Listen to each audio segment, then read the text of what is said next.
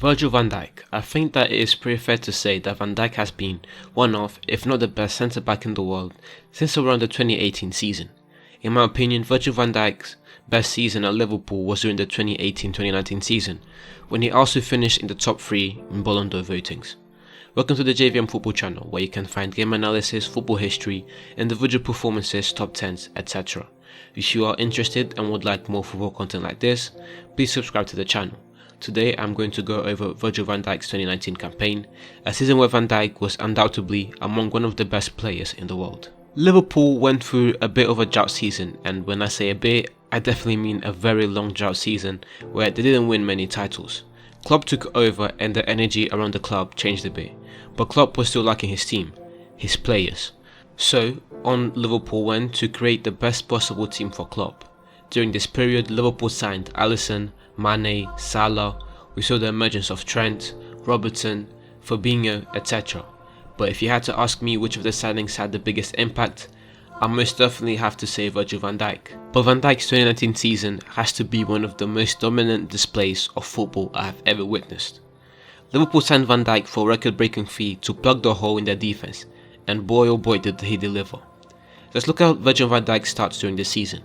In the Premier League, Van Dijk averaged 1.1 interceptions per game, 1 tackle per game, 0 times dribbled past, 5.2 clearances per game, 81% ground duels won, 74% aerial duels won, helping Liverpool to 20 clean sheets. In the Champions League, Van Dijk averaged 0.8 interceptions per game, 1 tackle per game, 4.8 clearances per game, was dribbled past 0 times, won 64% of his ground duels and 63% of his aerial duels, helping Liverpool to 5 clean sheets and to a Champions League title. Fair to say that Van Dijk was dominant, putting up amazing performance after amazing performance. I added these numbers in the video for the same reason I add stats in most of my videos. I can sit here and waffle on and talk about what I think happened and how things should be, but by looking at the numbers we're able to get a better understanding of how good a player really was.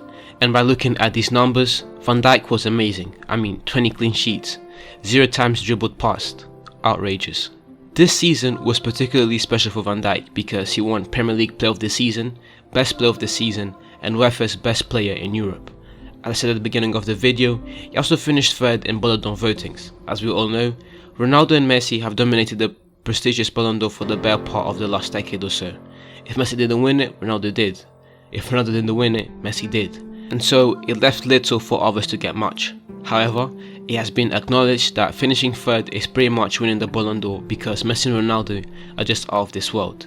The likes of Torres, Sneijder, Xavi, Iniesta, Robben, Ribéry, Neymar, Griezmann, Lewandowski all came very close and in a fair world would have won.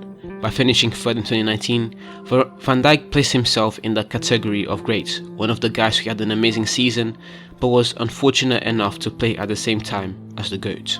Van Dijk was injured for the better part of last season. This impacted Liverpool a lot. It's not like they were relegated or anything, but the Reds were far from what we had been accustomed to. Coming into this season, I expect things to be different. Liverpool have kept 4 clean sheets out of a possible 5 games. Whoever is going to win the title this season will need to have a stellar defense. With Van Dijk, Liverpool have that covered. Van Dijk said that he wants to be better than before. That will be hard, but I wish nothing but the best. Van Dijk is one of the greats. He has come to show us how important having a quality defender is. The centre-backs are still able to have an impact significant enough to compete individually with the great. Thank you very much for watching the video to the end. If you enjoyed the video, please leave a like and subscribe to the channel for more game analysis, football history, individual performances, top 10s, etc. This is the beginning of something special and it would mean the world to me if you subscribed and help me to grow this channel.